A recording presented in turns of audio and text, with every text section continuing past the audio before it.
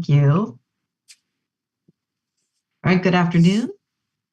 I'm Abby Stamp, the pronouns are she, her, Executive Director of Measure 110. Thank you for joining us. We are back again for our next panel review. We're going to pick up where we left off from this morning and talk about Jackson County. We do need attendance first, though. Carly, if you please. Yes. Be 1 moment. So you drove. Good job. Yes. Fantastic. Good job. That's awesome. Two great weigh-ins today.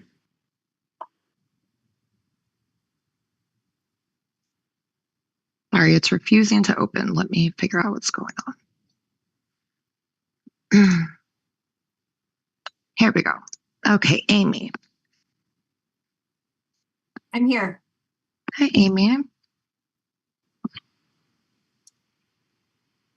Dharma?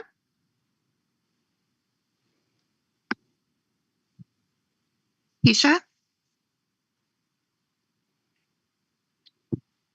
Melinda?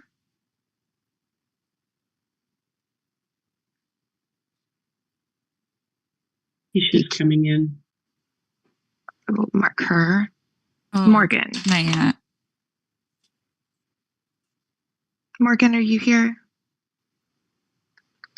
Nicole Silva? I'm here. Ron Williams? Zeb? Don't think he could make it back. Abby? Here. Ariana?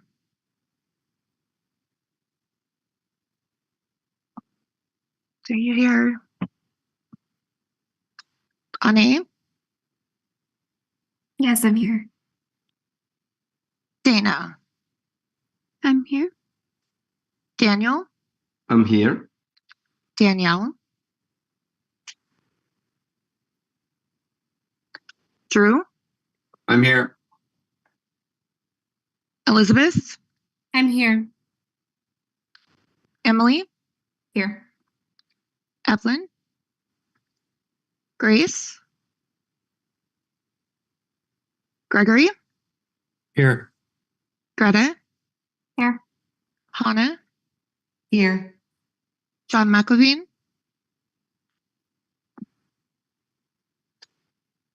Judith? Jude can't come. She's at a doctor's appointment. Okay, thank you. Juliana? Here, I'll have to leave at 1 though. Okay. It's after 1. At 2. Sorry. Okay. June? Here. Kathy? Here. Kylie? Here. Kirsten? Here. Liz? Here. Mark? He's going to be about 20 minutes late. Okay, thank you. And Ariana, I saw you come in. Maya? Here. Megan? Here. Michelle Frizzle? Frizzell, I'm sorry. Frizzell. Thank you. Here. Nicole Corbin? I am here. Nicole Egler? Here. Rachel? Here. Sam? Here. Sarah Adelhart? Here. Sarah Hebner?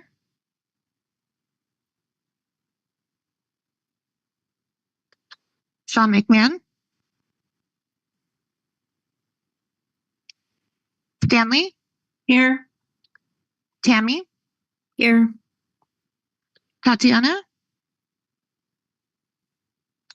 And Tim? Here. And we have quorum. Back to you, Abby. And Lakeisha joined too. I got you, Keisha.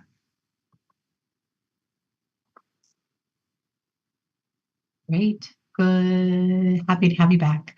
I am going to, let me ask this. Are there any people joining us this afternoon that were not with us this morning?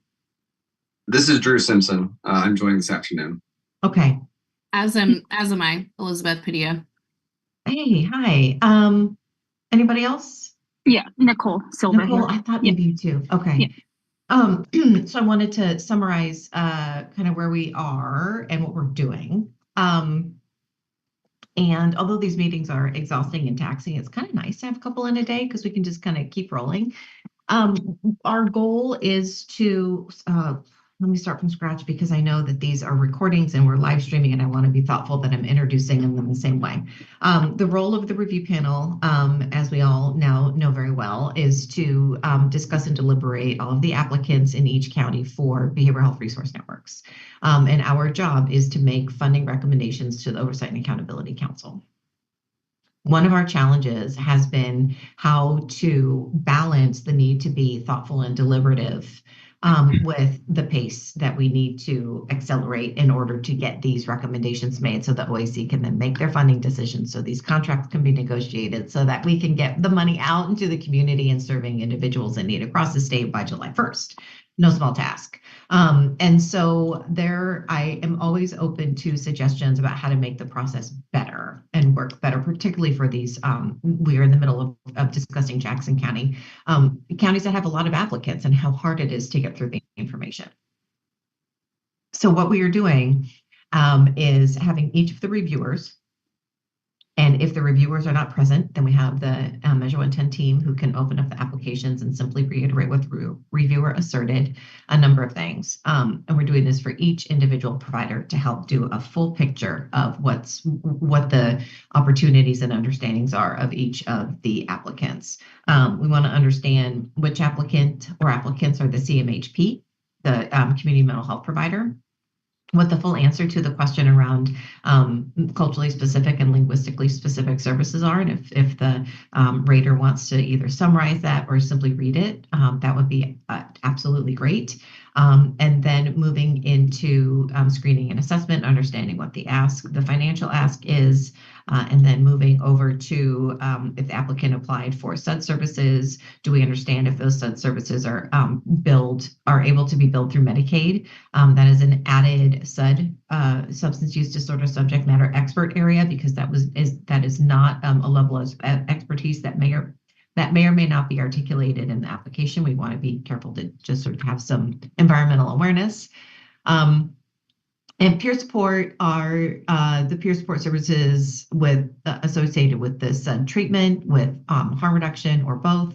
And are the services field-based or office-based? And for housing, what kind of housing is it? Is it rental assistance? Is it permanent supportive housing? Is it transitional housing? And finally, with harm reduction, what is it? So describing if it is mobile, if it's a fixed place, a little bit of both, or what types of supplies, naloxone, wound care, or any other supplies that an applicant might be putting in their application.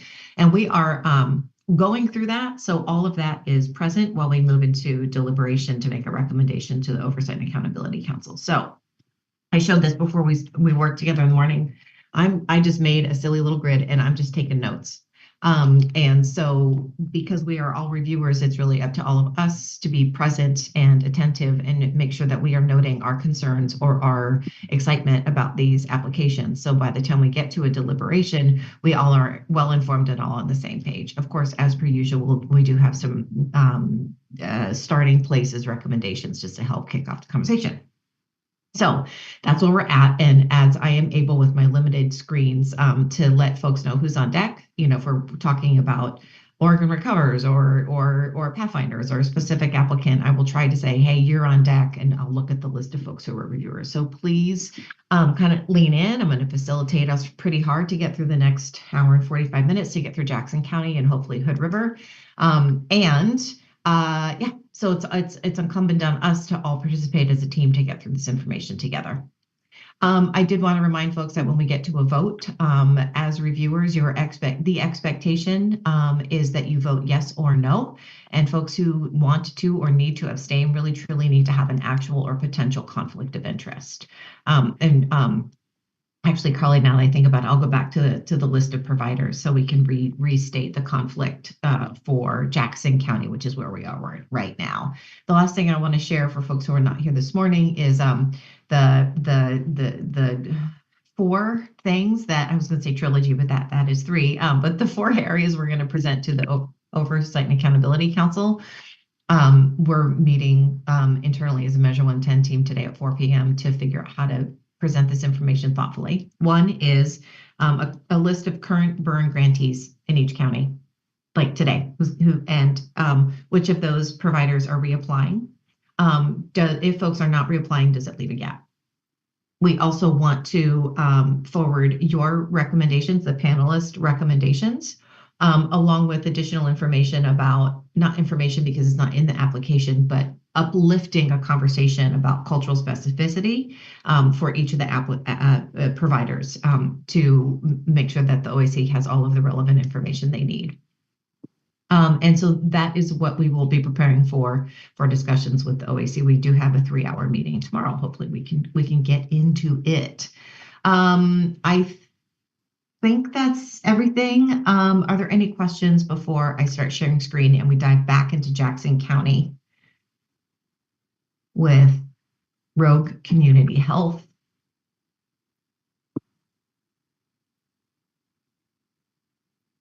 For the list of people who reviewed it so I can have it available. There it is. Okay. All right.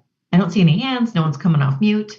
And I said this morning, and I'll keep saying it, if folks are comfortable coming off camera and being present with us to have a conversation like we did in the before times back when we used to have meetings together as people, that would be great. Makes it much easier for me to facilitate our way through this conversation. All right.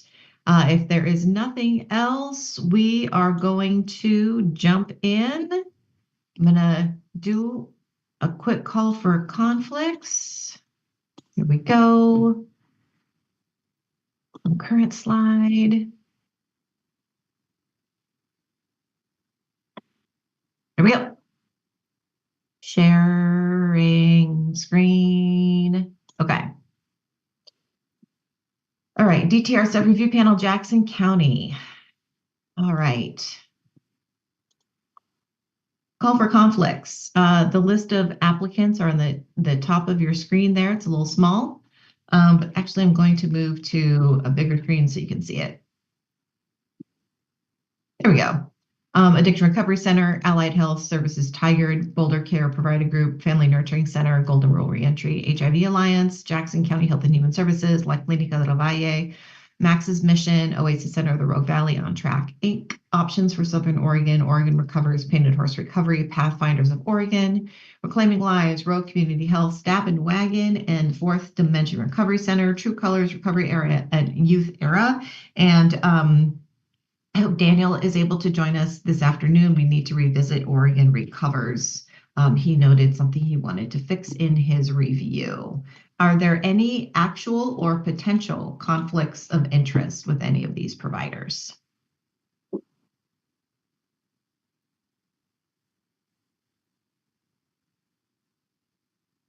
Okay. Hearing none, we left off at Rogue Community Health.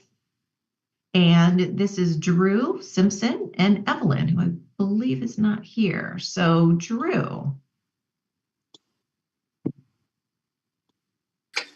Did you say Rogue Community?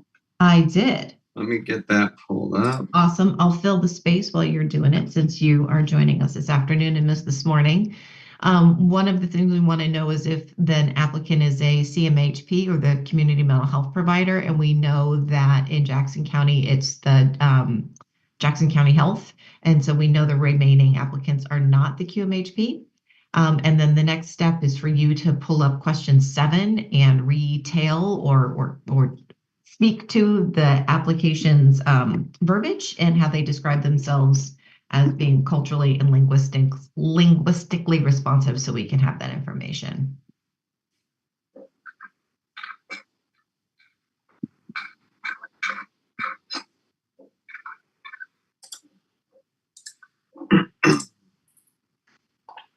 Okay. It'll take me just a minute.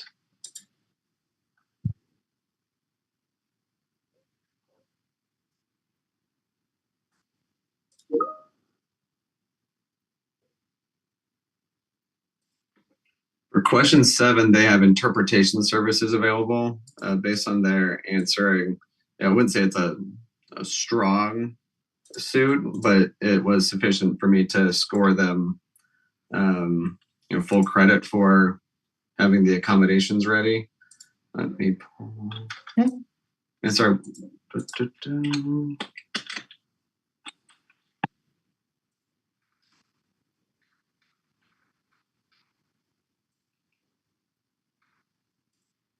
They're also a previous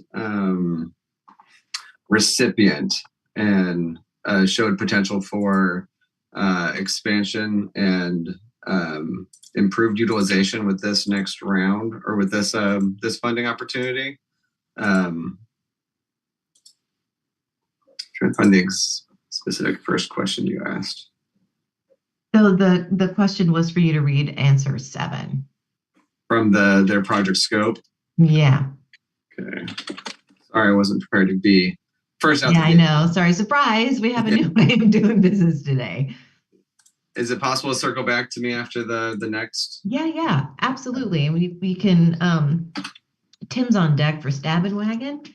And he'll role model these questions. So just one additional thing, the questions that we've asked, and I don't know why I just got blurry, that's just happening, came up from a conversation with some folks who are substance use disorder subject matter experts and would have the same question for every reviewer of every application. And so we're trying to get ahead of that and just get these questions out into the open.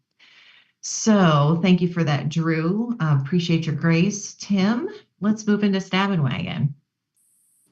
Okay, great. Are you ready for question 7? I think Yes, we sir. established not the CMHP. They are not the CMHP. Let's go. They don't bill Medicaid. So we can just hop into question 7. I'll read it off for you.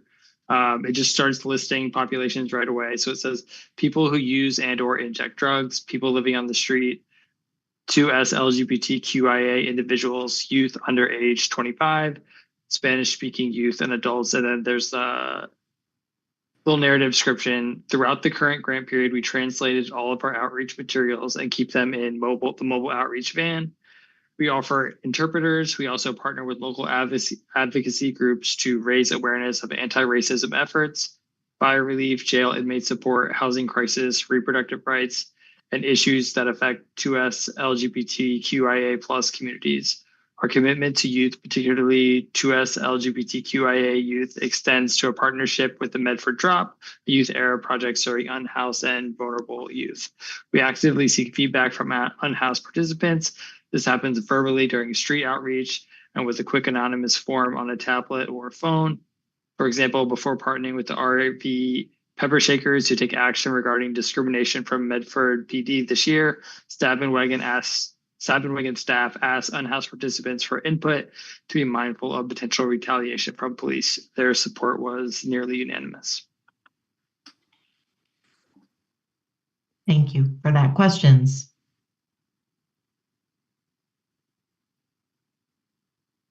Okay. Sorry. Sorry, I didn't hear the question. Trying to sound it.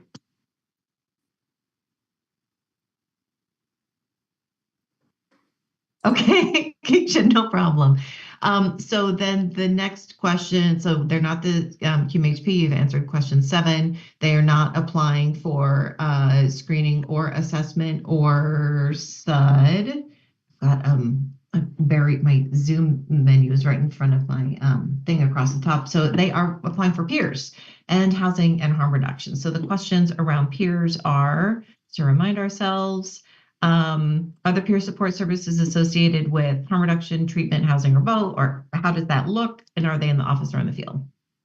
The peers are split between the different service areas, and they're very focused on peer services, harm reduction, and housing. I would say housing is just a small part of their program that they're looking to add.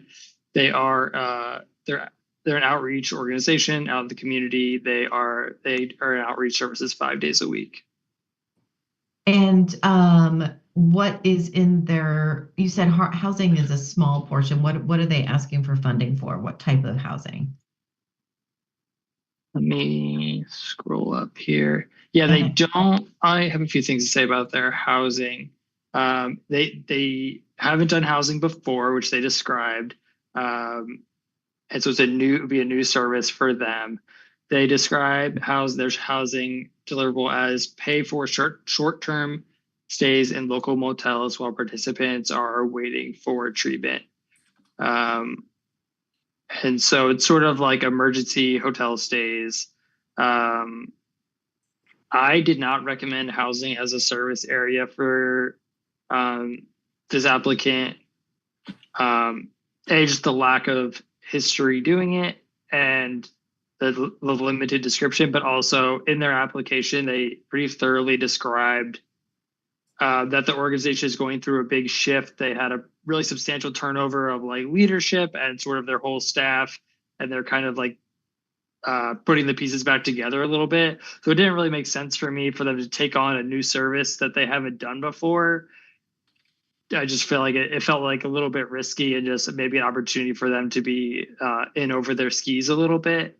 I feel really confident about their peer and harm reduction programming. And I think I especially like that they called out unhoused folks and people who use drugs as a population that they specifically serve, because I think people don't always think about that as like a specific, cultural competency, but I think it matters a lot in this context.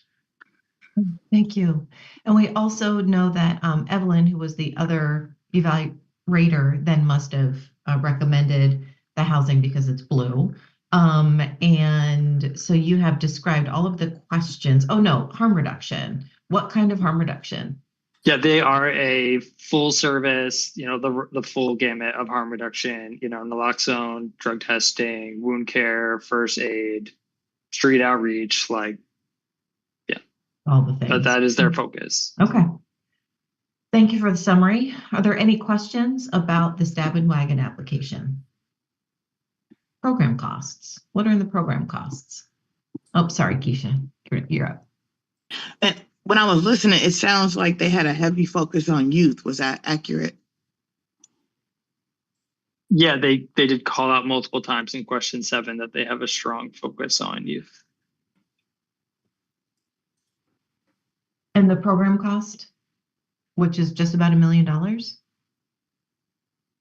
They have their staff is split between their different service areas, and they have a fair amount of their staff costs associated with program costs. So that's just how it's broken down. And also just like translation services, interpretation services, and just general like office supplies, office space rent, liability insurance. There's a vehicle in there, and just some professional services as well. Great, thank you. Any other questions for Tim about this application? Going once, twice. I have a question just about the priority score only being 8. I was wondering kind of cumulatively, just as more broadly, why you think that was lower than other applications? Or did it feel like it was scored low? We'll need to, so Jason, do you have that handy, to identify which questions they answered fully and which they did not, since it's a score of 0 to 12?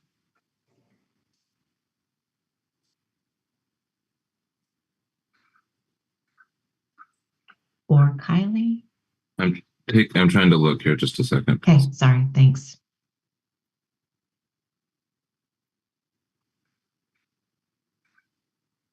And while Jason's looking on deck for fourth dimension, do we have Grace or Luann?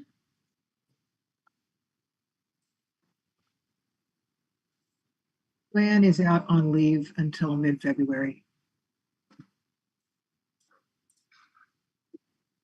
Thanks, Nicole. So that's going to be up to M110 staff to open up 4D. While Jason is still looking for I'll just also, if we're kind of waiting for Jason a little bit, I'll just also throw in an extra thought that, when we make the recommendations, we don't know what else exists in the county. And so I recommended no on their housing program for the reasons that I said. I would just be curious if there are any other, if there's not another comparable housing option in Polk County, I would feel comfortable with funding this application for housing if there's no other emergency, type housing scenario that is kind of that style. Just confirming Jackson County. Yeah. Did I say it, County? You said Polk. Polk. Yeah. Jackson, just making sure. Now you know what I was working on before. It's okay. Jason? It looks like Evelyn's score sheet, like that on question 7, she did give him a 0. And so that was part of the priority scoring. I could read her reasoning, but the notes that she left, it just said, so that's in question 7 is does your organization provide culturally and linguistic specific services? And her reasoning for the 0 was they do not. Their answer is more about culturally responsive care, not culturally and linguistically specific services as defined by the 944s.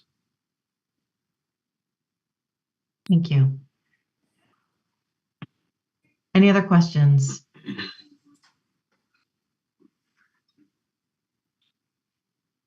Drew, I see you're off mute. Do you want to pop back up? Or I figured out what was going on. So the original zip file I received didn't have the project scope, but I reached out to M110 and you guys sent it to me separately.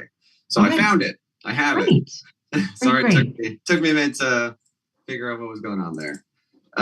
So we're back at Rogue Community Health. Rogue Community Health. You want me to read the answer number 7? Yes, please. Quick and easy. We provide services in Spanish and have interpreters available for all other languages identified by patients.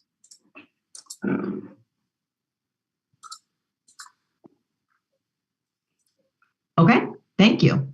They applied for $300K for screening, $120 for assessment, and almost $780,000 for substance use disorder treatment and services. Could you share if those services proposed are outside of Medicaid billable services like uninsured folks, or to pay for the difference that Medicaid doesn't cover? What did they articulate in their scope? They provide billable services and bill Medicaid for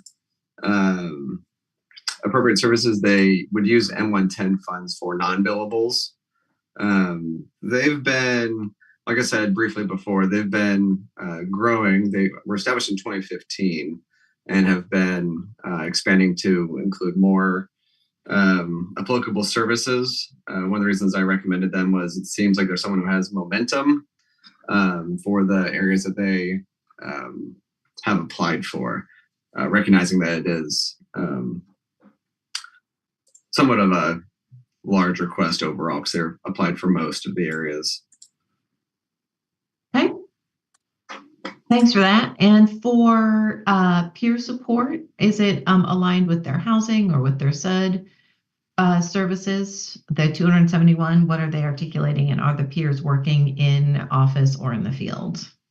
Let's see what we're in mind.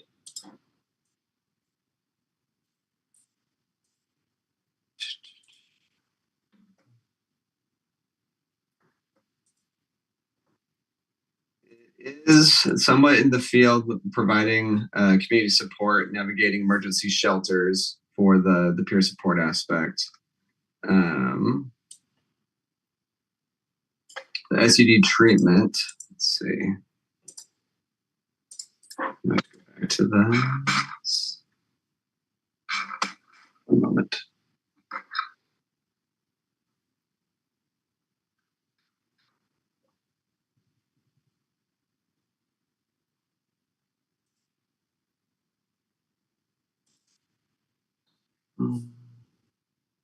Yeah, it would be providing more staff support for allowing for like warm handoffs between emergency services, housing, and emergency and clinics for SUD. Okay. And then the last question about housing is what kind of housing? It's a $1.1 million ask. Is it transitional, permanent supportive?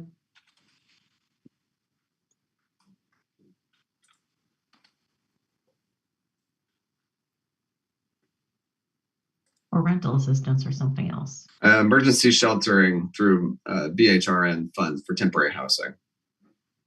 Okay, for 1.1. Great.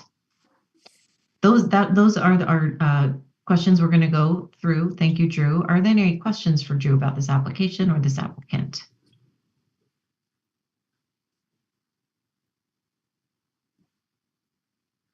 Okay, thank you.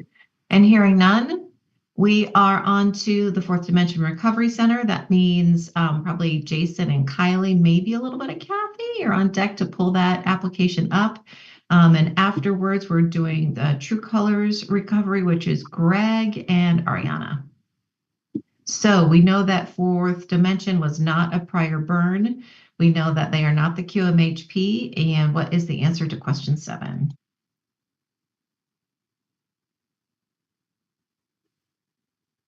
I can read it. 4D believes that adolescents and young adults fit the definition of culturally and linguistically specific services. As such, it has developed an age-specific peer best practice manual that supports adolescents with tailored programming. Okay, thanks, Jason. They did they not apply for screening? We got 1 yes and 1 no with no dollars.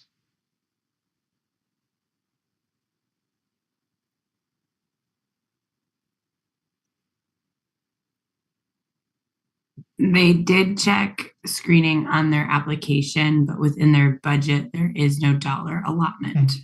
Okay, thank you. Well, I got you on the horn. On peer services, $4.5 million are the peers associated with housing, harm reduction. Sorry, I'm looking at the wrong line, with their harm reduction or something else. And are they field-based or office-based?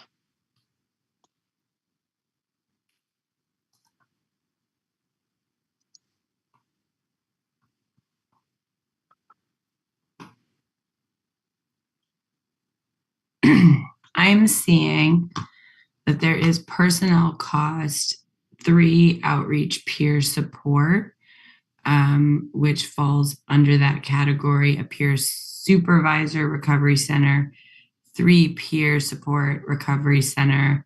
These are all FTEs, 1 outreach supervisor. So my assumption is that this is largely related to staffing costs. And in their program staff training cost narrative, they discuss 2 supervisor professional development budget of 6 FTE peer support professionals, certification conferences, leadership development. And is it articulated how the peers, if the peers are integrated into other services they provide? That's one of the questions that we are to answer also. So looking at the program scope or the project scope, it does talk about they have a young adult center that will be a low barrier drop-in, is where a lot of their peers are going to be engaged, but then also a street outreach program that will focus on harm reduction and connection to care. So it looks like it's both in-house and mobile, and it does look like it's integrating into harm reduction and a little into SUD as well. Great, thank you. And what type of harm reduction are they funding or requesting funding for? It says they are proposing to distribute Narcan to the community, and they lead the Oregon-wide anti-stigma campaign to reduce the negative opinions for medication for opioid use disorder, targeting professionals in the recovery community at large. So it also looks like some messaging. And education. Great. And education. Okay. Any questions about the Fourth Dimension Recovery Center application? Any other information you need? Hearing none. We are moving on to True Colors Recovery. Thank you in advance, Greg and Ariana. We know they are not the CMHP. Can someone please read the answer to question 7? I'm having a hard time finding my folder, so if somebody... I got it. Thank you. I appreciate that. Yeah, question 7 for True Colors says, we actively conduct outreach in BIPOC communities to invite marginalized groups into our services, ensuring inclusivity and accessibility. Our intake forms are translated into Spanish, and we have 2 staff members who can provide services in Spanish to better support our diverse participants. Additionally, we have hosted recovery meetings exclusively for BIPOC members, creating safe and focused spaces for healing. We also held a well-variety meeting at our center, further reflecting our commitment to culturally specific recovery support. There's that. Thanks, Ariana. They also looks like maybe they applied for screening, but with no dollars. Don't know if that's up for us to consider. And moving over to peer supports at 3.7. Are those peers associated with housing or harm reduction? Are they integrated? And are those services done in the field or in the office? Summarizing, ongoing peer support and community spaces led by individuals with lived experience. They have a community recovery drop-in center run by peers.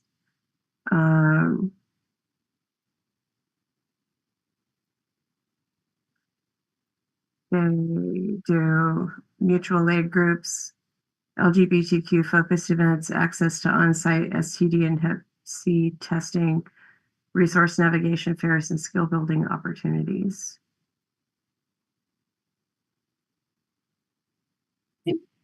That answer folks' questions about the peers? What kind of housing are they proposing to fund with the 1.6 million? They actually operate a transitional and supportive house. It is accredited by NAR and ARR. They have some standards to meet in regards to that, having to do with cleanliness, safety, recovery support, good neighbor policies, and operational policies. Lakeisha? Yeah, I'm just wondering, is the drop-in center and the recovery house, is that located in Jackson County? They do say that it is. Well, the peer counseling is, they imply that they have a drop-in in Jackson County, and then they also mentioned that they do have one in Northeast Portland. And then the housing is in Jackson County.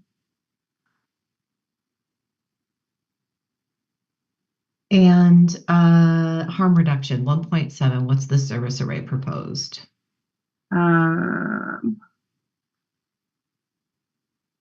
Education, access to clean supplies, and life-saving medication like Narcan. Period, right? Is that right? Period. Okay.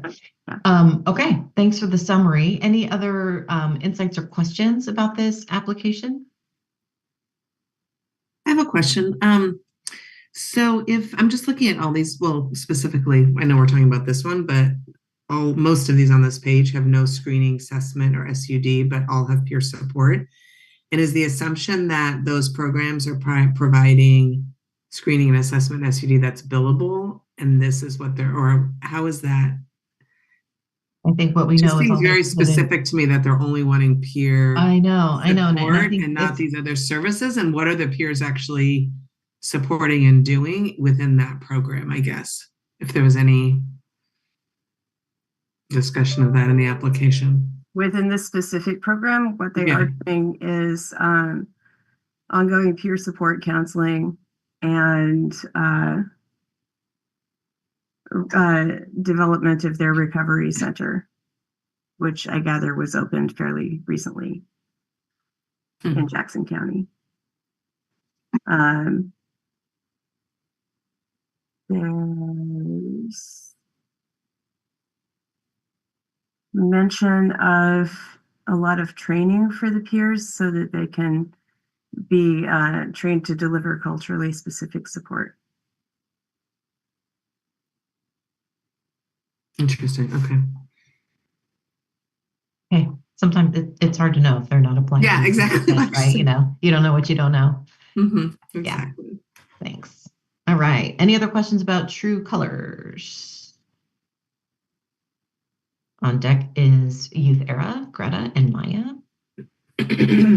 Looks like we don't have any other questions, so you are up to discuss Youth Era, which we know is not the CMHP. If you could read their question 7 and then jump into a description of their peer services at $1.6 million in terms of kind of what are those peers integrating into, as Kirsten just noted, like some other applicants, this is just peers and not any other requests for other service areas. Greta, go ahead. Thank you. Okay. While Youth Era does not exclusively serve a single cultural and linguistic community, we are committed to ensuring that our services meet the needs of diverse youth populations, including BIPOC youth, and those whose first language is not English. To achieve this, we prioritize hiring multilingual YPSS from a wide variety of cultural backgrounds, ensuring that youth can access supports from providers who share their identities, experience, and linguistic abilities. If we are unable to offer a culturally and linguistically appropriate match from within our staff, we collaborate with community partners to facilitate connections to culturally specific resources. Through these partnerships, we ensure that every youth, regardless of their background and language, receives recovery support that is accessible, inclusive, and culturally responsive. So this is a youth-run organization, and they are asking for funding for peer support only, and they don't have any program costs, so they lumped it all together into one. And they are in the community doing their peer services. They are not Medicaid eligible because they are a peer-run organization, and the people they serve, the youth, do not have to be tied to treatment or treatment plans. And they also, so they're in the community and also providing services out of their drop-in center for youth. Thanks, Greta. Appreciate it. Maya, have anything else you'd like to add? I didn't have anything to add. I think Greta covered it all. Thanks, Greta. Okay, so any questions for Maya or Greta about Youth Era? Keisha. I'm just wondering about it being SUD peers, because I know their organization is really heavily mental health, so I'm just wondering about SUD peers.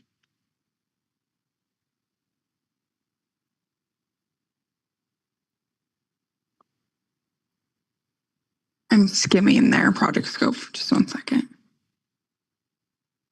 Skimming it also, but Keisha, I think I recall them saying that is accurate what you stated. They stated that in their application, and I think through their Measure 110, their previous Measure 110 grantee, and through that grant, they've expanded to SUD services for youth, and that is what the majority of the funding for those. They have two, I think it is peers that are SUD specific. Yeah, that's correct, Greta. Great. Thank you both. Any other questions before we bounce back to Oregon Recovers and Daniel? Okay, no questions. Daniel, welcome back. Hi. Hi, back up to Oregon Recovers. Yes. Again, both questions about if they can bill for medical services, the answer was no. This is an organization that is trying to provide digital outreach, and for that to be widely accessible, just to give you kind of like context of their services. On answer 7, my notes here, it says that organization is planning to have this web tool being accessible in Spanish and other languages. However, they do not provide this service at present. The response does not provide details on how these diverse communities would benefit with this web tool. However, and does not mention the importance of culturally and linguistically responsive approaches, such as transcreation instead of translation. And in that answer, there is no mention on how the peer support services will have an impact for the communities that are culture specific. Thank you. Oregon Recovers also was like a 1 yes and a 1 no. Was there any other questions or specifics around the peer supports or the harm reduction that made it seem like it was, and any other details to note in terms of what the peer support? Sorry, my dog is dreaming and making those puppy sounds. It's very distracting. Apologies. In terms of the harm reduction and the peers, are the peers integrated into the harm reduction? Are they field or office-based? And can you describe a little bit of what the harm reduction is offering? And then also, I think we also need to clarify with this applicant in these service areas if there were 2 yeses, 1 yes, 1 no, so that we can make sure the colors are reflected accurately.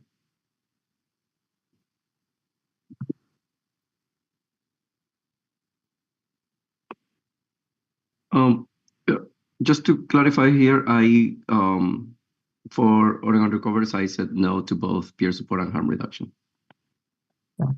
Thank you. The other reviewers said yes to both. John said yes to both, but they're not here today. So Got it. Okay, thank you. So is there anything else that this group needs to know about this application before we move to discussing recommendations? This is our last provider in Jackson County.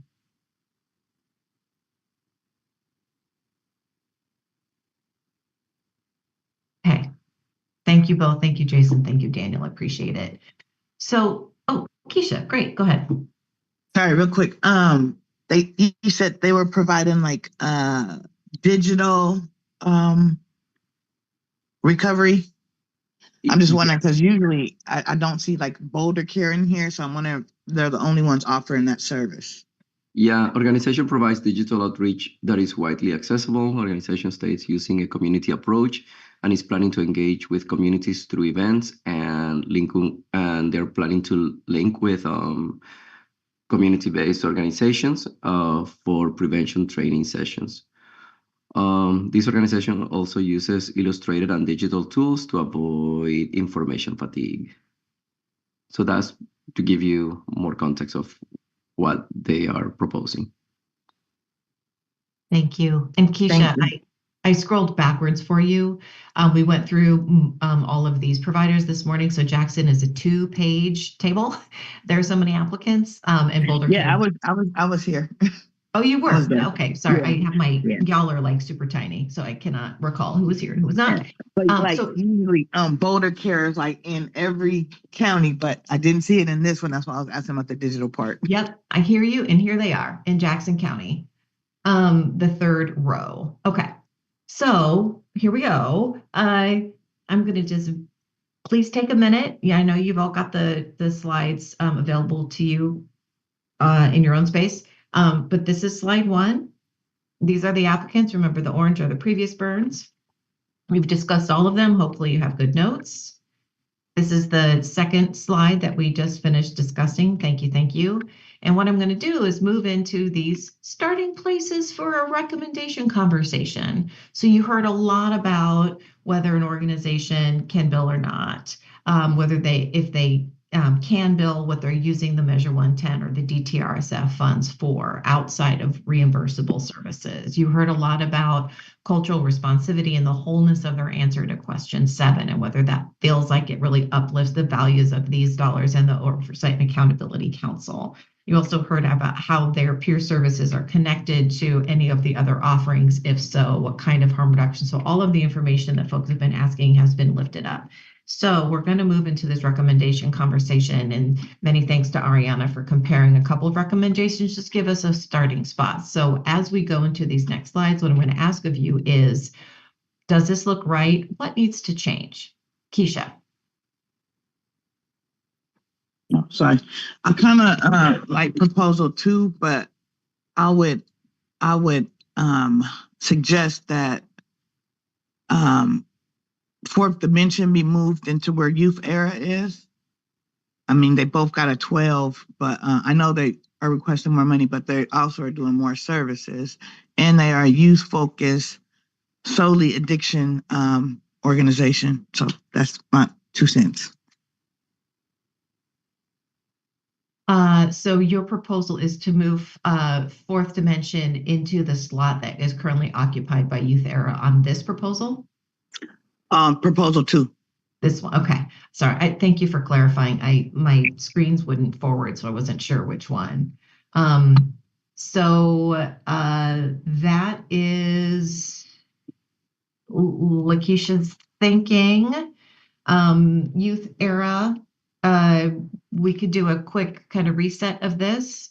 I would love to be able to present it to you, but I'm going to, and apologies that my screen is challenging me right now.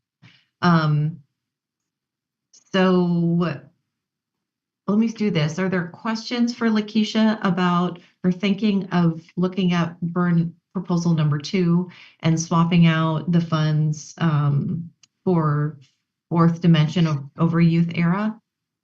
Any questions about that? Just to say that I can mock up that proposal rather quickly. It will take a minute, but that we could see how that would be different.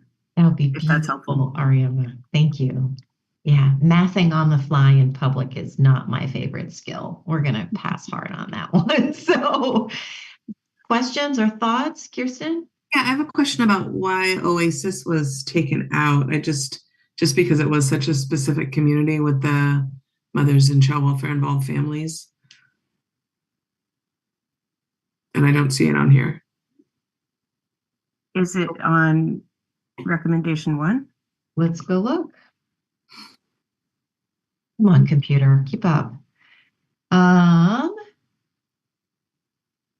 It is not. But we can go back here and look at it. And I'm sorry, it's a little small. Let me see if I can do this. I think I put together burn number 2 option. And if you look at the reviewer scores, which I was really doing like a really crude kind of just like reviewer scores, priority, etc. I was looking at all the 30 scores. There happened to be quite a few great applications, which is why I think we're all in this place. So when it came down to the tops, there's only a few that are like 30-30 recommendation, and Oasis is it does have a 30 score. It has a 27, but with this much competition in this county, even that slight change of a reviewer score, when compared to the other in tandem, right. It's just whether the population that it's serving is different than other. Absolutely. And my burn did not take into consideration our discussion questions, if that makes sense. Oh, okay. So for Elizabeth, you're next, and then Emily. While Ariana is working up a mock-up with Keisha's recommendation, this is a time to open up any other thoughts you have based on our conversation about which providers we might want to contemplate. Then Ariana, so hold tight. There might be some additions or changes as well. Elizabeth, you're first. I just wanted to echo Kirsten's sentiment on Oasis. They are they really cater to family with children, which is not an easy service to get access to in substance use recovery world. So I really think it would be a disservice not to include them in at least one of these recommendations, and would like to strongly encourage considering putting them back on the table. So I'm going to ask Kirsten and Elizabeth to look at this list. And this, again, here, let me make it bigger. I see you. That these decisions are not easy. These recommendations are not easy, where, we can always recommend more to the OAC, just kind of punts that hard conversation and decision-making into their realm. What would you prioritize Oasis's service over? Just knowing that we're offering replacing Youth Era with 40. That's a tough one. I don't necessarily know if I could recommend them over any one entity per se. I would just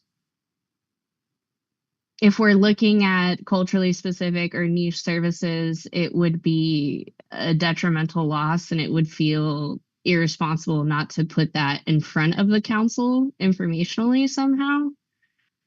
I would be tempted to just throw them in the mix and have OAC make the decision on how they want to fund, be it partial or fully, or replace another applicant.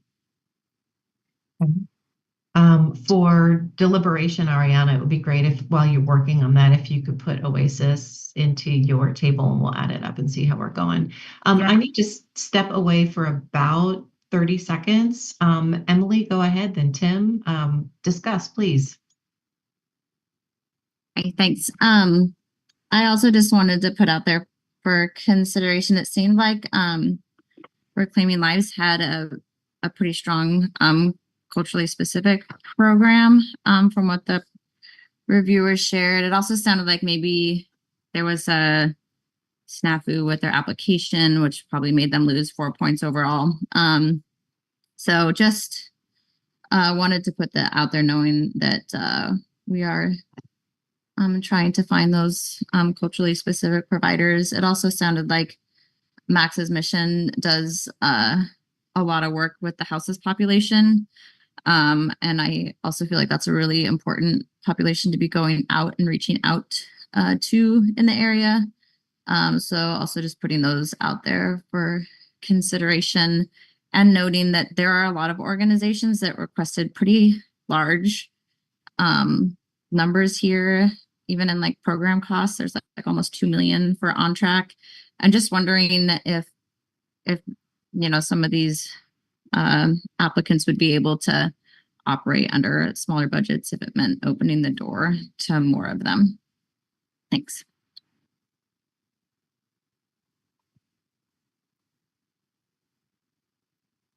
Tim? Yeah, I just wanted to note in our earlier discussion about Sabin Wagon, it seemed like they got a low prioritization score because the interpretation was, well, I don't want to put words in the other reviewer's mouth, but it seemed like the answer that Sabin Wagon gave was that they specifically serve unhoused and active users amongst other populations. And I just feel like strongly that those populations do require culturally specific services and are also like quite obviously most harmed by the war on drugs. So it just seems like how the review ended up happening, they got penalized for, from my perspective, like being optimally aligned with Measure 110. And I know the score just comes down to what a reviewer did, but I just disagreed with how that score was given in a pretty strong way. So I just want to note that I thought our process kind of hindered them or punished them for, I think, exhibiting the values of Measure 110 very strongly. Heard highlighting the organizations that y'all have some good insight and feelings about. Hannah? Yes, I just want to echo that I did review On Track, and I've addressed this earlier, that they're requesting $7.4 million. And though they have a robust system, I do think that the population the Oasis Center serves are under pregnant and parenting individuals. I don't think that would seem equitable, only because it's $7.4 million. Anyways, they had a high budget. Their program scope was well detailed. But if we're eliminating one of the priority populations, I would kind of like to table that.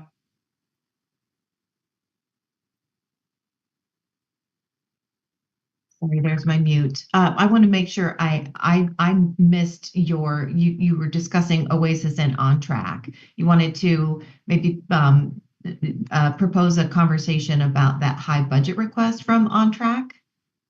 Yeah, because in proposal 2, Oasis Center of the Rogue Valley is not listed. And so that's what I just wanted to chime in and just echo that. It is tabled to proposal 2 looks like their On Track's budget it's not shifted or it's not less.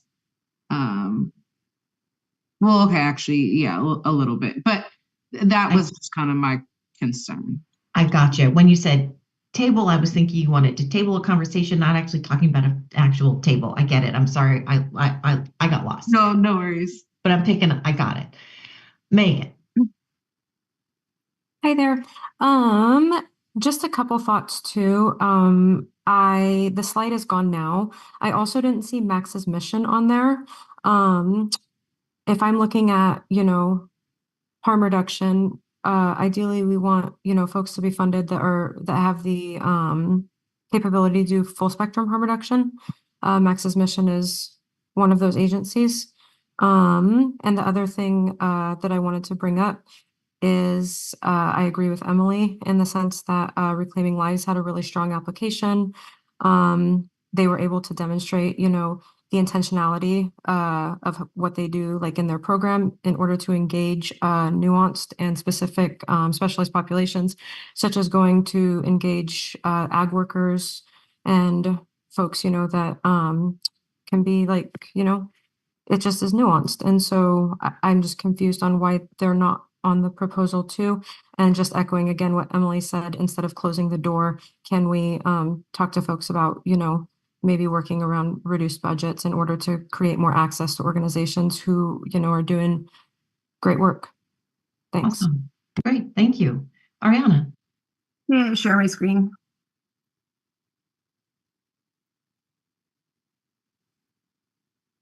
Can I share my screen? That is the question. And while Ariana's loading up, I did highlight all of the organizations that y'all are endorsing. And I think it would be a really good exercise for us to put them all together. We've got Max's Mission, Oasis, Reclaiming Lives, and Stab and Wagon. And then taking another look at the total and see where some maybe recommended reductions would make sense. Thank you, Ariana. Go ahead. So just to be clear, I thought I heard the fourth dimension mentioned as somebody to be funded. Yes. Okay, so then Reclaiming Lives was also in there. Is that correct? It was Fourth Dimension, Stab and Wagon, Reclaiming Lives, Oasis, Max's Mission, and Removing Youth Era. Okay. Was the first recommendation by Keisha. Okay, so I have removed Youth Era in this modeling. And the ones that I have added in are in yellow over here. Now, if you look up here, that puts us almost 15 million over budget. And that's with cost reductions in other areas. And so it's very difficult in these cases to know what to reduce and what not. I will also note that the weighted scores for Reclaiming Lives and Stab and Wagon are down in the 8s. That's why. The Stab and Wagon numerical rank, this is the average review score plus the weight, puts it into a numerical rank. And I think it was Emily Pertu that brought up that this is not a perfect procedure, and certainly all of these should be on the board going forward. But it is, it's clear that we don't have enough money to fund all these folks. That is absolutely clear. And maybe the panel could take a minute with this and look at some of the numbers and make some recommendations. Yes, I think that would be wise. Yep. Kirsten. Yeah, I just had a general question about the amount of peer support for the population in Jackson County.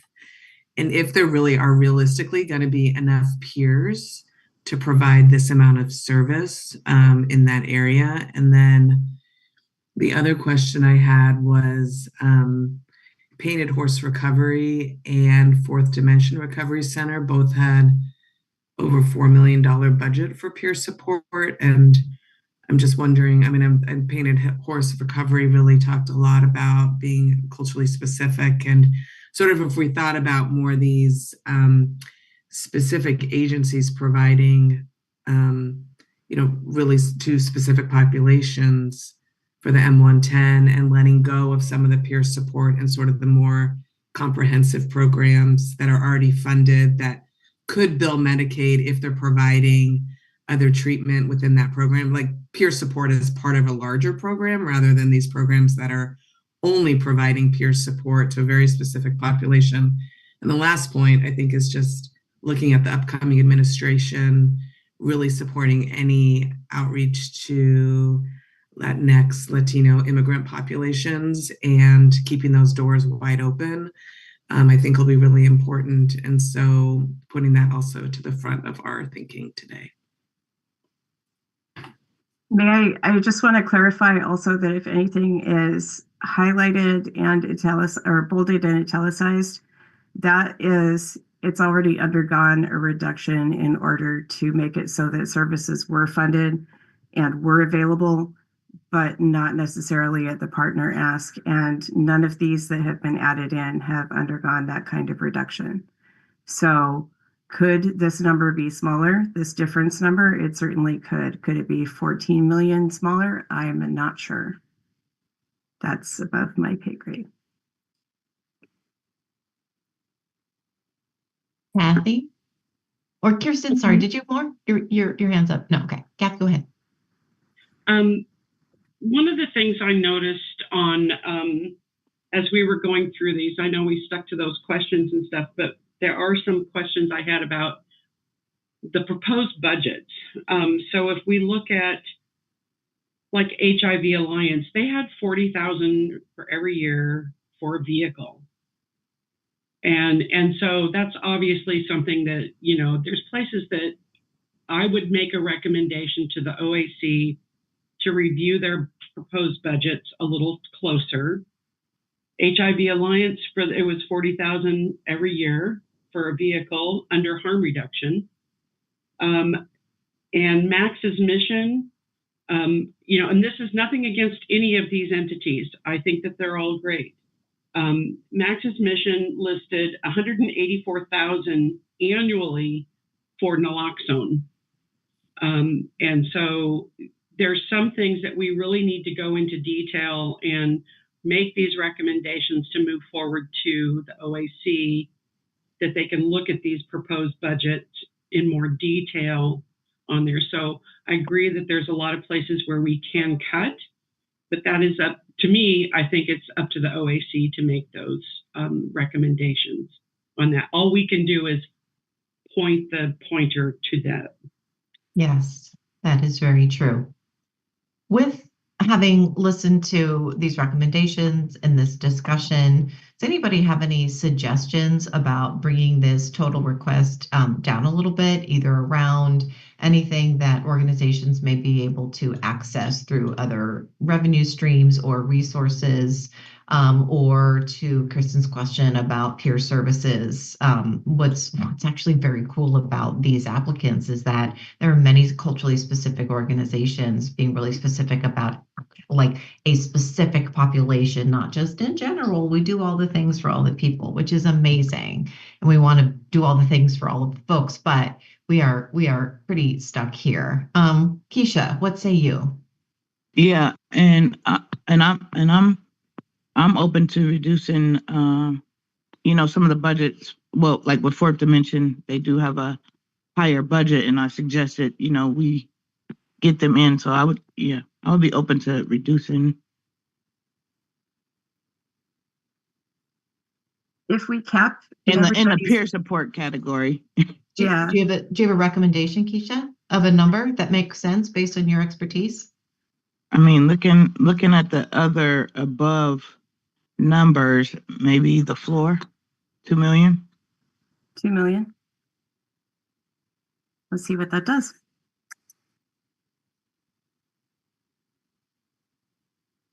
All of the original asks are saved, so I can put them back in if needed. And then I would also recommend Reclaiming Lives go down to 2 million too, so that is the ceiling for all of these. Does that sound like something we should try? Are there any objections to that? Go for it. Yeah, great. Thank you. So we're going to be about 12 million over cap formula, not cap, recommended formula. Any other suggestions for this? And then my next question is going to be, would y'all like to deliberate a little more? Or the other option is to have all of our concerns noted, which they have been, and offer a facilitated conversation for the OAC. I had one question about the Painted Horse recovery. The amount of reduction in their budget is over half, and I just wanted to make sure that that was also similarly like half of other agencies' budgets. Because that's quite a big, I mean, compared to probably what they were thinking of doing. And that being that they're a culturally specific agency and really in the tribal communities. Yeah.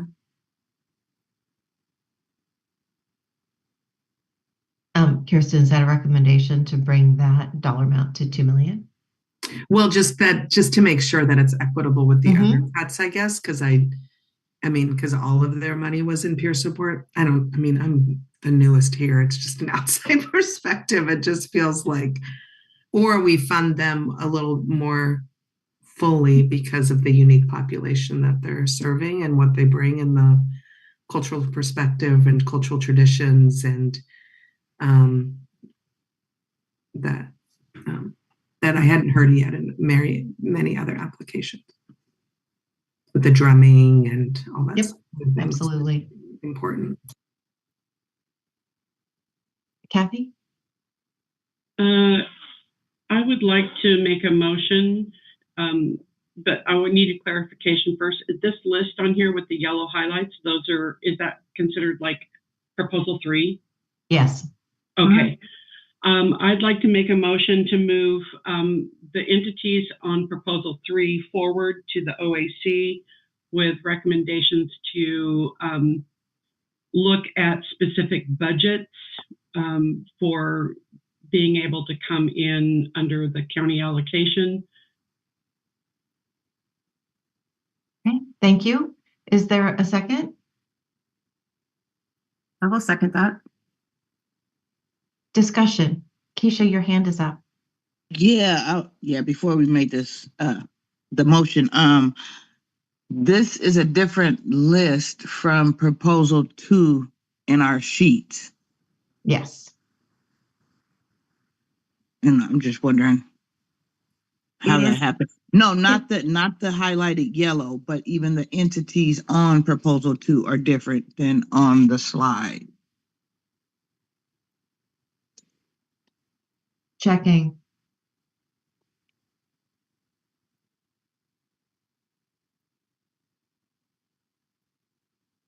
It may have been proposal 1 that it was most similar to.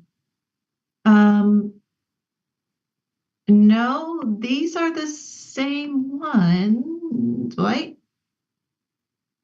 Wish we could both share screen at the same time. Right. Yeah, I see on proposal burn 2 was Addiction Recovery Center, Family Nursing Center, HIV Alliance, La Clinica, On Track, Options for Southern Oregon, Painted Horse, and then we took out Youth Era, put in Fourth Dimension, and then added the other 4. And that's not the same as this proposal. This includes Pathfinders and True Colors as well.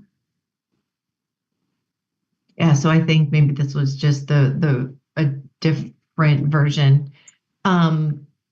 So we noted there might have been some discrepancies. I want to revisit. And that would change the budget too. See who made the motion to see if you want to move forward with this with your first motion, or would you like to amend it? I'm sorry, I missed what the amendment would be. My apologies. So we had started editing proposal 2 as a starting place, but this chart here on the screen is not proposal 2.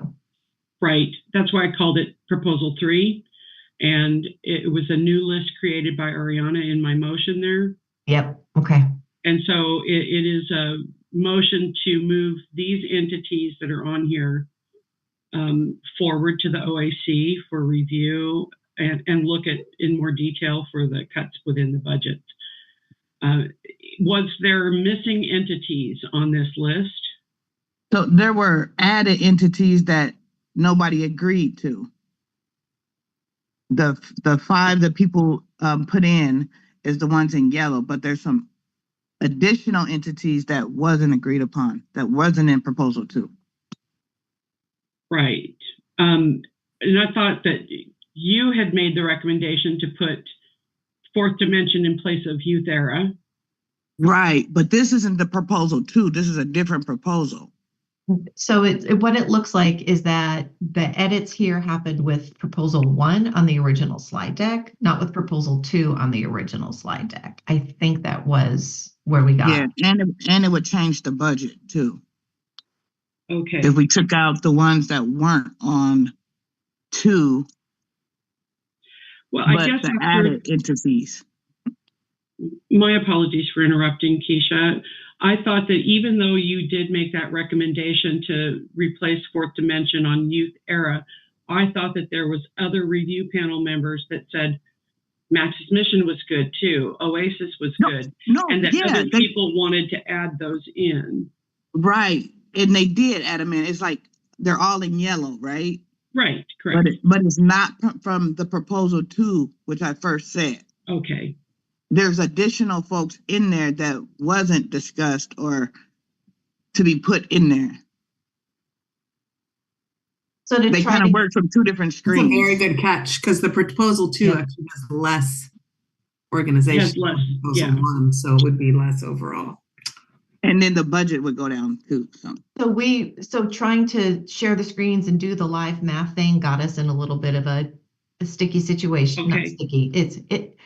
How many times can I say this ain't easy? So like in the original deck, right, we proposed 2 options for starting your conversation. We wanted to use option 2 as the starting point to remove Youth Era, to put in 4D and add these cultural specific providers. And looking at potential burn 2 over on my other screen over here, Keisha, you caught it. Thank you for that. There are a couple of organizations on the screen here that are not on the original burn 2 proposal. Is that? It makes sense. Which ones are they, and are we all in agreement to remove them? Well, that's a question for the group. It would be. Because I'm more than happy to amend my motion. So the ones that added are Pathfinders and True Colors. Pathfinders and True Colors, you said? But that's the difference between proposal 1 and proposal 2. Okay. Yep. Thank you, Jason. So I'm more than willing to amend my motion to go with the list on here, removing Pathfinders and True Colors and leaving all the rest, to move forward to the OAC with a recommendation to review all of the proposed budgets in order to make the county allocation. Second. Was that Keisha that seconded? Yes. Thank you. And I see Ariana doing some live editing. Do we want to? Well, we need to discuss. And do folks want to see what that would look like? I'd like to let you know, Abby, I've updated slide 26 to capture all of the newness. The NTE request would be at 48 million. So it is over with all of those, with the additions. What I caught was Oasis, the Fourth Dimension, Max's Mission, Stab and Wagon, and Reclaiming Lives. Did I miss one? I don't think so, but. And is that must be with the original numbers, Kylie? That is with the original numbers. Okay. And the reason that Pathfinders and True Colors were on proposal number 1 was because of their cultural specificity and who they served, and then also their weights were higher. Yeah, and that is not, I Scores were think, higher. and I think that's not where Keisha started the conversation. Yes, no, So, I agree. that's a discussion to make sure that folks are crystal clear of what they're motioning for and seconding. So I think it would be really good if we could see that. So the provider list that you indicate, Kylie, is accurate. The dollar amount is not. Okay. Should I, in what I'm showing, take out Pathfinders and True Colors? Temporal, yes, let's just see what. Yes, we'll do. Yep, we'll see what that looks like, correct, Keisha? Because that was or Kathy's amended motion that you seconded, okay? Correct. Oh my goodness. Yeah. And who's on first? That brings us down to 5 million over. Okay. So the discussion at hand is this amended motion, which was seconded, and the discussion being just an acknowledgement of the incredibly hard, challenging decision or recommendations we need to make, and the potential holes or losses because of not funding those specific providers, which were. Can you scroll to the left just another click, Ariana? Yeah, thank you. Which was True Colors and Pathfinders. So crystal clear, all the hard choices. This is what's on the table. Is there any other discussion or concerns? Just make sure it gets labeled Proposal 3. Proposal 3, yes. Because that's Ariana, what's in my motion. I'm watching Kylie do that in real time on my other screen here, and I will happily share that to show that it is. We're tracking all of the things. Okay. Any other discussion? Not, we'll go to a roll call vote where please vote yes or no, because there were no conflicts, and articulate any concern you want to make sure that the OAC hears. Keisha, your hand's still up. Did you have something else? I don't want to miss you. No, sorry. Okay, don't worry. All right. I'm not hearing any other discussion. Carly, it's time to vote. Amy, how do you vote?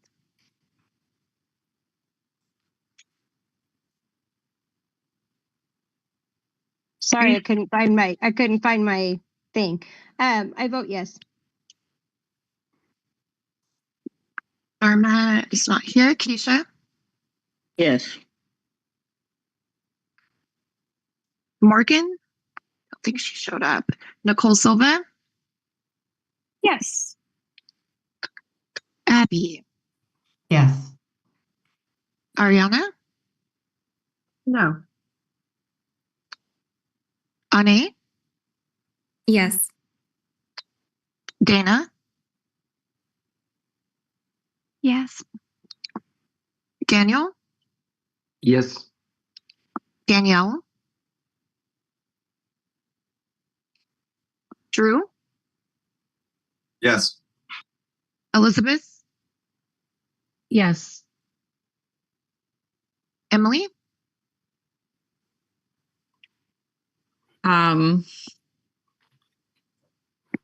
No.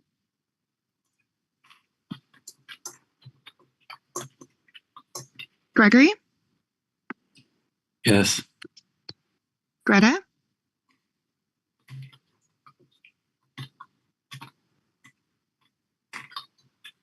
Are you still here, Greta? Hannah? Yes. John McElveen, you here? Juliana?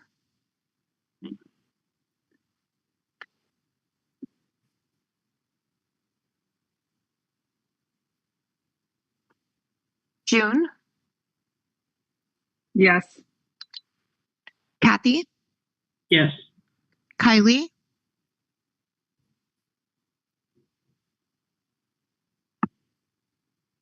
Oh, Kylie said her Zoom was crashing, but she votes yes. Oh, okay. Thank you. Kirsten? Yes. Liz? No. Mark? Yes. Maya? Yes. Megan? Yes. Michelle? Yes. Nicole Corbin? Yes. Nicole Egler? Yes. Rachel Lawrence? Yes. And Sam is gone, right? Sarah Adelhart? Yes. Sarah Hubner? I believe she's here. Stanley? Yes. Tammy? Yes. And Tim? Yes. And that passes with 26. Congratulations. That was really hard. That was really hard. And thank you, everybody. Ariana, you are welcome to stop screen sharing. And with our half hour left, we're going to revisit Hood River County. That's going to be great because it's all good news. So I'm going to start with, I was looking for a spreadsheet that I cannot get to open because that seems to be what's happening today. But I will keep trying. If you all recall, there was Providence Health Systems applied for DTRSF funds and their applications were misplaced and found, which is great. And there was one for Hood River County. So because we need to consider a county as a whole, we need to go back in here and ensure that we are discussing Hood River. So what I'm going to do is find our notes about what happened at Hood River last time was the providers that it passed with 23 votes. The burn partners were Boulder Care, Eastern Oregon Center for Independent Living, and One Community Health. And what I'm going to do now is share my screen and first ask for conflicts. One moment, please.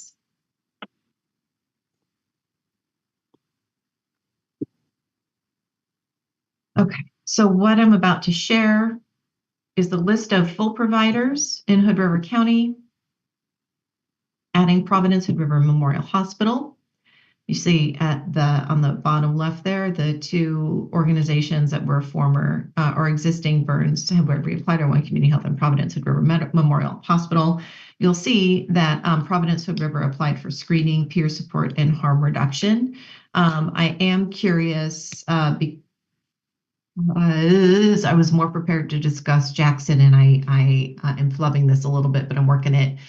If there are reviewers or folks who can pull up the application to share some information about who's the QMHP and reading question 7, while folks are looking at those applications, I don't know who reviewed them. I will say the really fantastic news is even if you add Providence Hood River and all of the service areas they propose, we are still under countywide formula by a mere almost $200,000. It's under $200,000 under cap.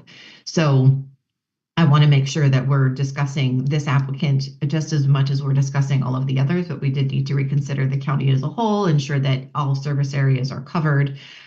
What is potentially, and the easiest solution that we've had since we started this is until just being able to add a provider without going over cap is something that is really potentially amazing. And looking at the reviewers 1 and reviewer 2, both gave the Providence Hood River Memorial Hospital some pretty high scores. So Ariana, please.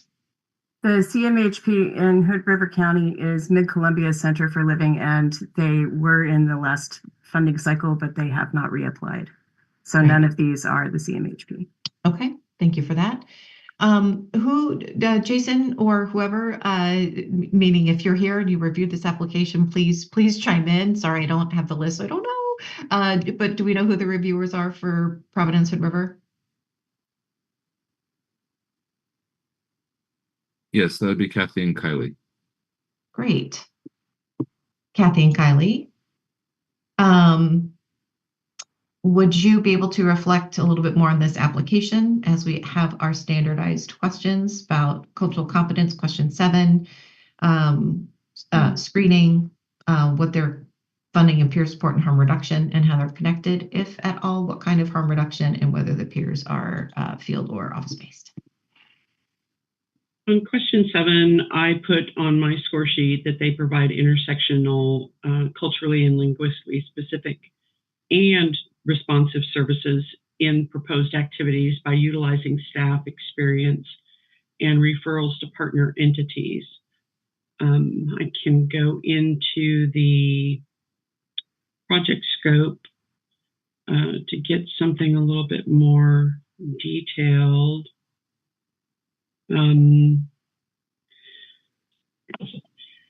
Providence provides effective, equitable, and respectful quality of care that is responsive to diverse cultural health beliefs and practices, preferred languages, health literacy, and other communications needs. We assure the ability to provide intersectional, culturally, linguistically specific, and responsive services in the proposed activities through these mechanisms. Staff experience. All peer support specialists have lived experience with addiction and possibly houselessness, mental health, and/or incarceration.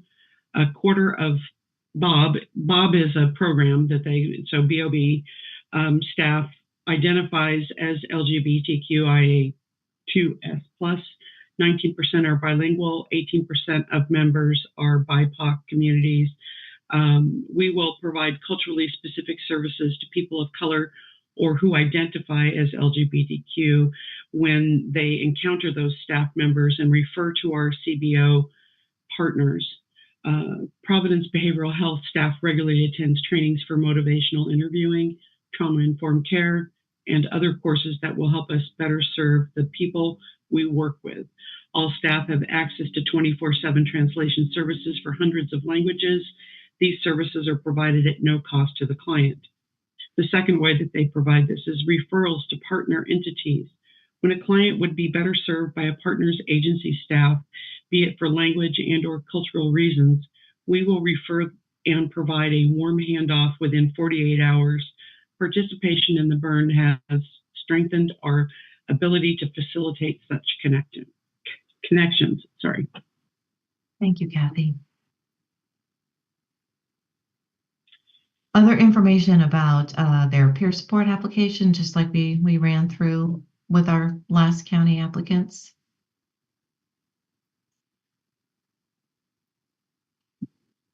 They have a very robust peer support. I was trying to look up what Bob meant. It's one of their programs, and it's better outcomes through bridges. So Bob program currently serves our communities and will provide screening, peer, and harm reduction services under this proposal. Okay. So it's one program that does the 3 service areas. One of, I believe that they have a couple of them. That's their main one, that's been the longest standing. Okay, and what they're seeking funding for. Correct. Are the peers office-based or field-based? The peers are I'm not sure. Kylie, do you see that anywhere? Let's see if she's back on her Zoom list. Oh, there she is. I'm looking for any specificity in the budget. I don't see that. Yeah, they call they say outreach specialists will work together to support clients. There's a mileage portion for peer and outreach specialists for each year. So there's definitely movement.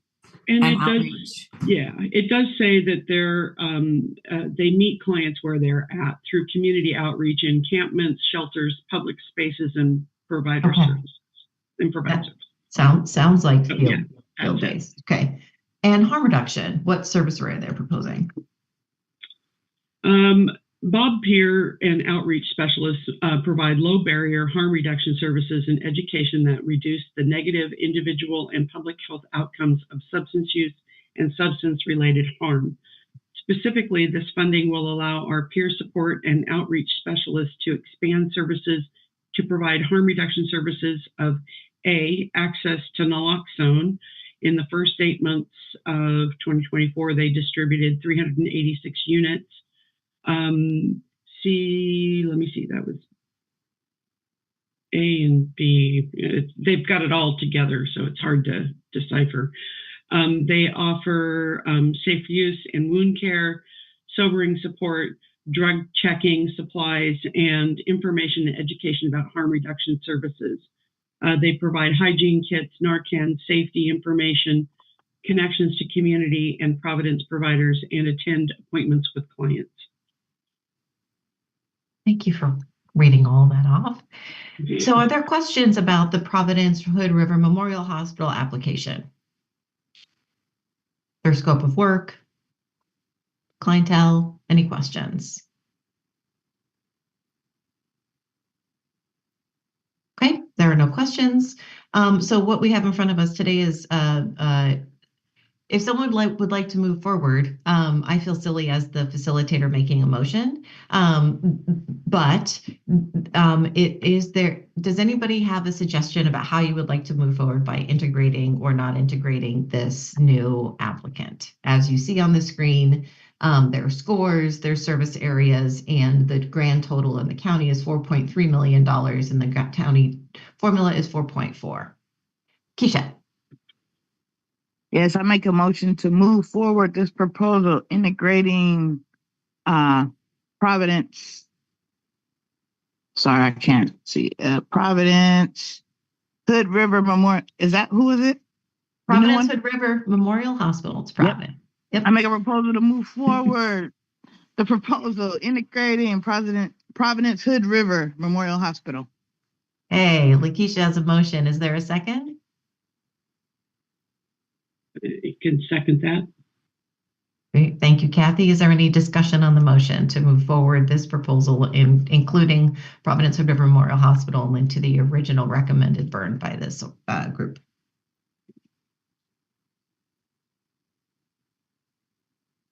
Okay, there's no discussion.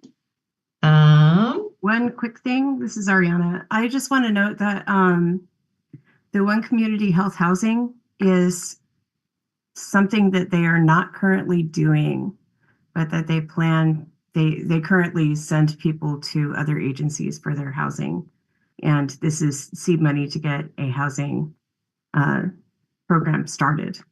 I don't know whether that changes anyone's opinion or not. Just pointing it out. I can dig in if folks are interested and look at what we all voted on previously. And as of note, the OAC already voted on this county. We had to unwind it all the way back because of the discovery of the Providence application. So this will be going back to the OAC. And what, thank you, Ariane, for flagging that. That's a really good point. What I need to do really quickly, decisions tracker, is look at whether this housing service area for One Community Health was moved forward. So on December 10th, a motion was made and seconded to move forward and approve all of the green funding recommendations for Hood River County. And that passed. So the housing, $55,645.66 proposal for One Community Health was not included in the original recommendation.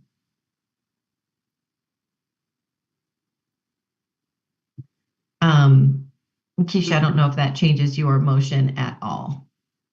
I could just add that we could always just pass it forward as it is and have that as an OAC decision, since there is money. Let me just say that one of the reviewers did not see much in their project scope concerning housing, and that's why they voted against it. And that was the only part of it they voted against. Mm-hmm. So I don't know if that helps.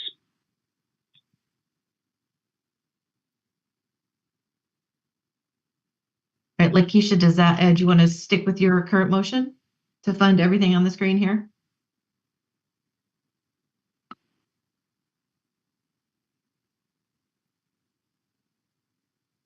I'm trying to think. I guess I can. What was it for? Was it for Providence Health, their housing budget? No, it's for One Community Health, and now I'm reading farther.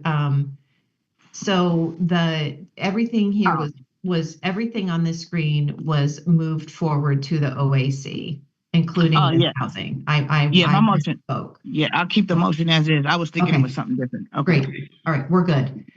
Thank you. So there's motion. It was seconded. We had a discussion. Thank you for that. It's time for a roll call vote. Carly. Amy, how do you vote?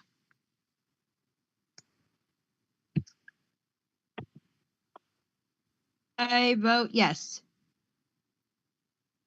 Keisha? Yes. Nicole Silva?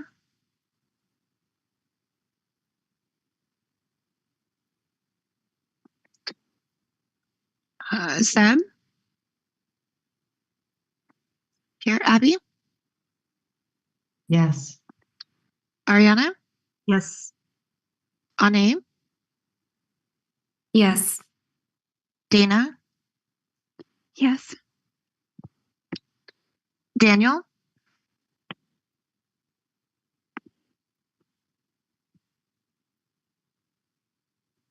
Drew? Yes. Elizabeth? Yes. Emily? Yes. Gregory? Yes.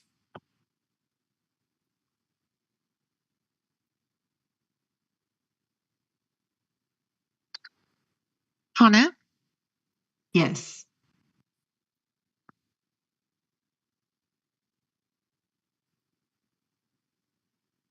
I'm sorry, I froze. Who did I stop on?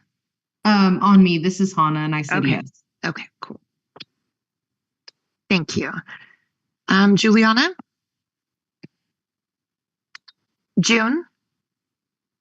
Yes. Kathy? Yes. Kylie? Yes. Kirsten? I think she may have stepped out. Liz? Yes. Mark? Yes. Maya? Yes. Michelle? Megan? Yes. Michelle? Yes. Nicole Criven?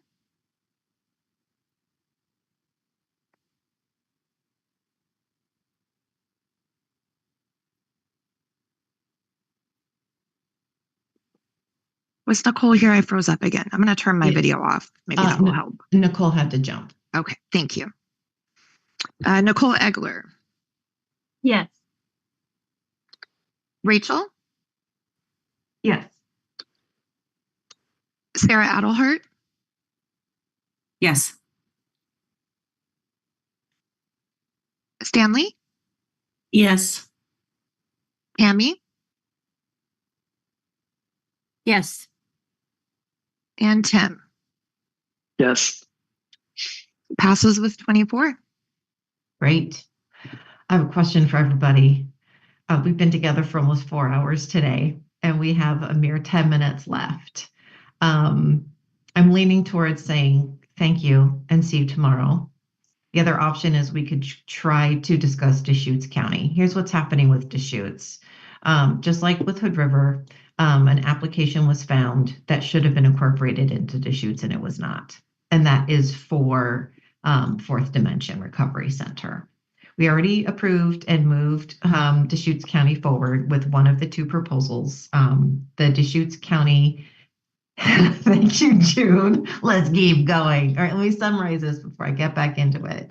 The total countywide formula for Deschutes County is about $24.5 million, and the proposal we moved forward to the OAC is $23.3 million. So it's about $1.1 million under the formula. And the Fourth Dimension application is for about $5 million.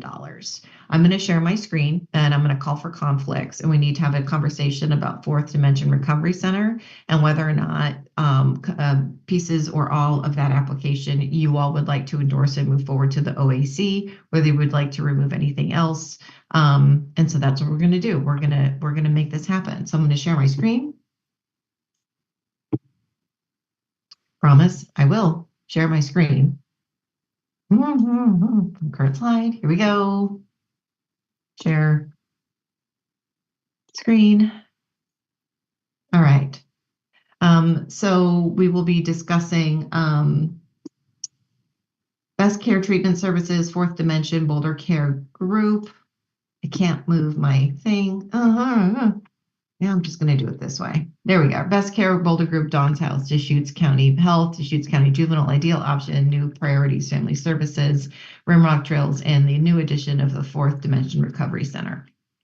And I want to really apologize for those providers who applied and whose applications were missed, because if they weren't caught at the Measure 110 team doesn't get it, we don't know what we're not getting. And so we actually, Carly, worked to post a list with our communications folks of all of the counties and all the providers. So we really encourage people to look and make sure that their names are represented so we can catch it if not.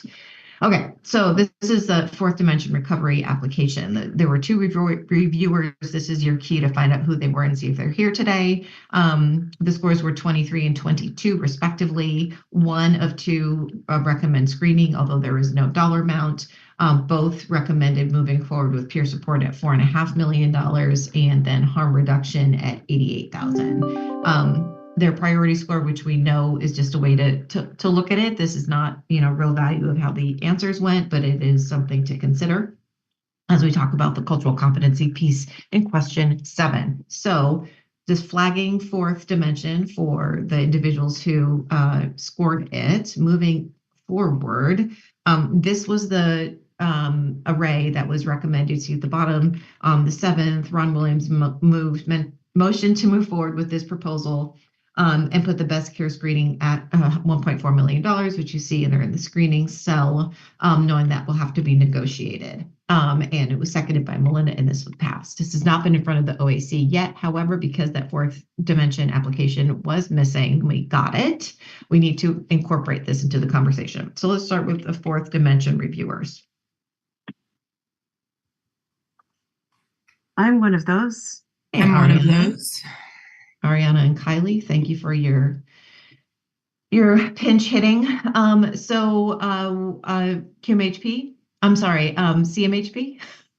I don't believe so. In Deschutes County? No. Okay, and what's the answer to number 7?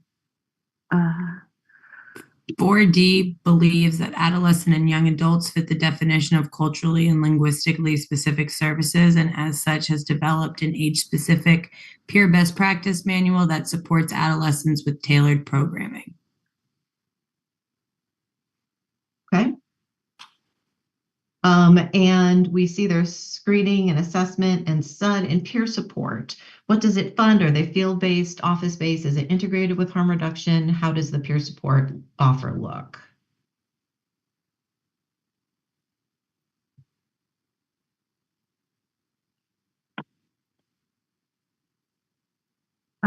Screening and peer support go hand in hand. Both are offered in-house and also via outreach.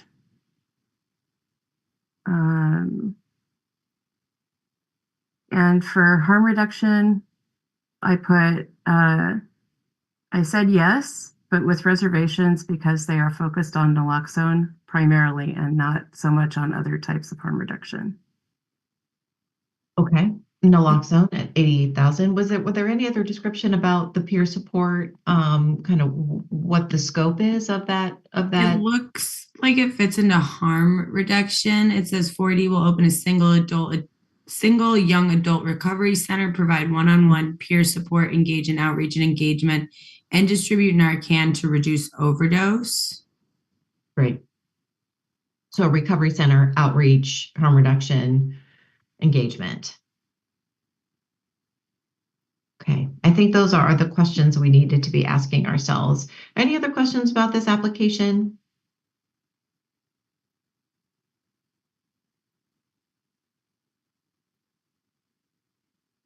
Okay.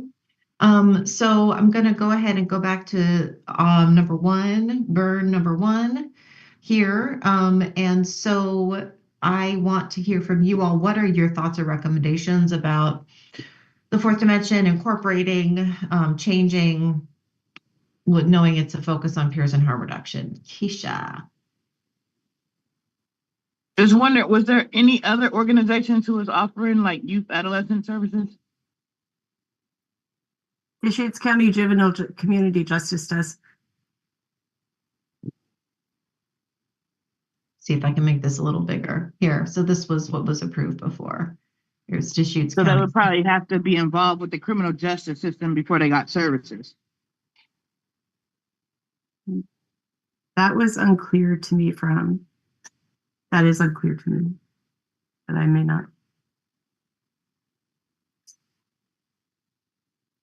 Anybody can share anything about Ideal Option or Rimrock and whether they serve young people?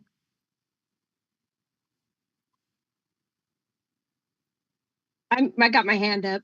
This is Amy. Yeah, go ahead, Amy. Rimrock serves kids in a residential program, as far as I am aware. And what the 4D recovery would be doing by doing that is getting peers out there to these kids to engage with them, like prevention services and stuff like that, before they get into the system. Because once they're in the system, then of course the juvenile system takes over and does services. And I don't usually have a lot of peers because I work with the juvenile system over here.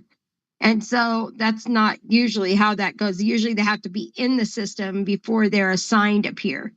So with adding 4D recovery to this, I believe that we would be giving our youth a greater hand in educating themselves against continued use of alcohol and drugs.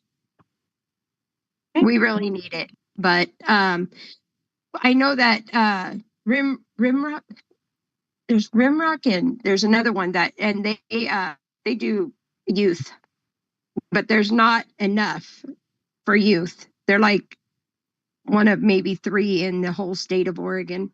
It's crazy. So any way we can add them, I would. And if I have to make a motion, I would make a motion. Can I make a motion? Who did we approve last time? Did we do number 1 or number 2 last time? This, what you're seeing on the screen, which is Best Care. I see you're on your phone. So Best Care, Deschutes County Health, Deschutes County Juvenile, Ideal Option, and Rimrock Trails were all approved.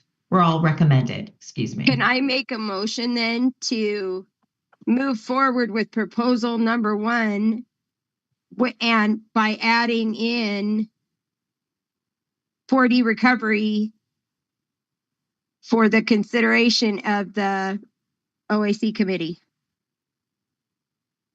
Okay. Amy made a motion, which would put us at about 27 or 28 million.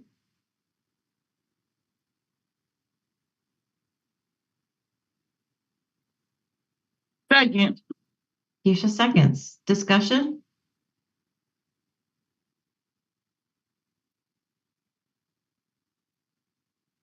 This is Ariana. I just wonder if it would serve us to remove juvenile, the Deschutes County Juvenile Court, since they're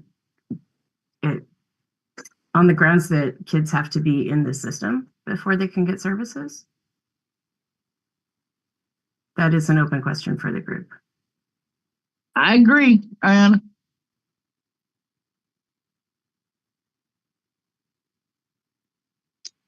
So where are they at? Where are they at? Juvenile, where's it at?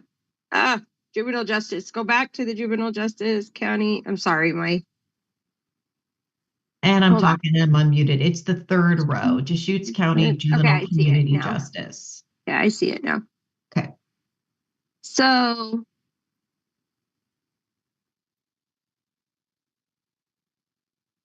so that's putting us over if I do it the way I did it. Is that what you're saying? I'm just making sure that we're being transparent about the financial ask. And yes, it would be about. I feel like we should move this forward to the OAC, and the Oregon Accountability Committee can take into consideration our concerns with keeping the juvenile justice system for Deschutes County and replacing it with 4D recovery.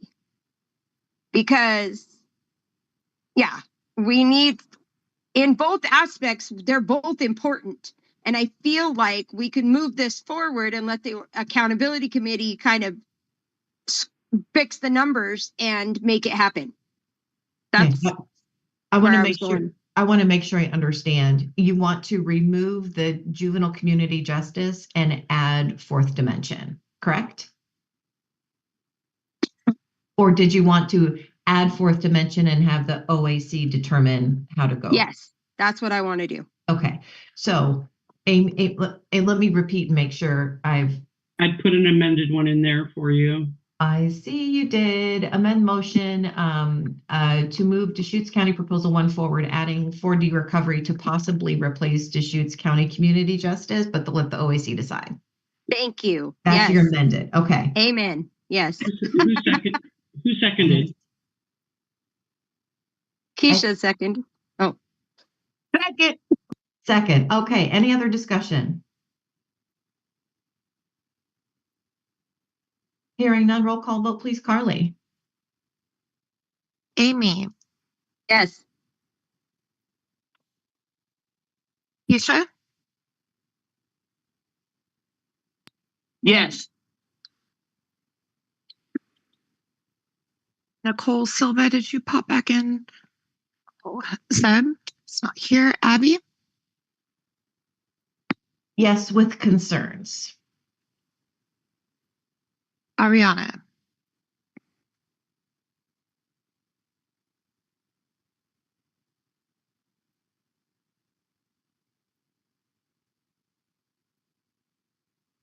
Ariana, you're muted if you're trying to vote.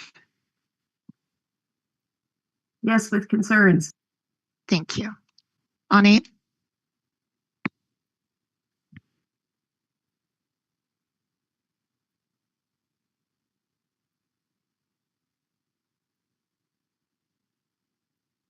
Dana? Yes.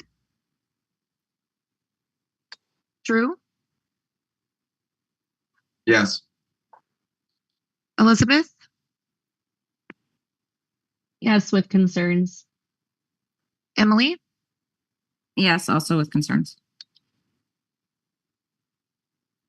Greg? Or Gregory? No. Hannah?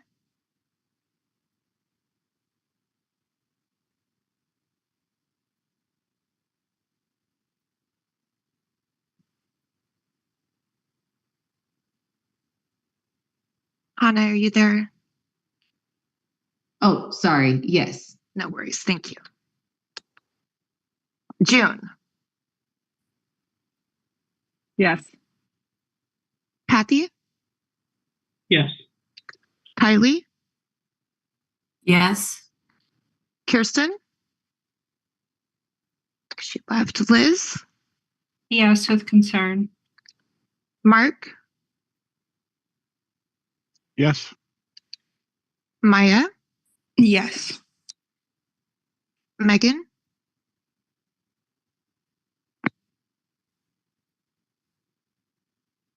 Megan, are you here? So, Michelle? Yes. Nicole Egler? Yes. Rachel? Yeah. Sarah Adelhart? Yes. Stanley? Yes. Tammy? Yes. And Tim?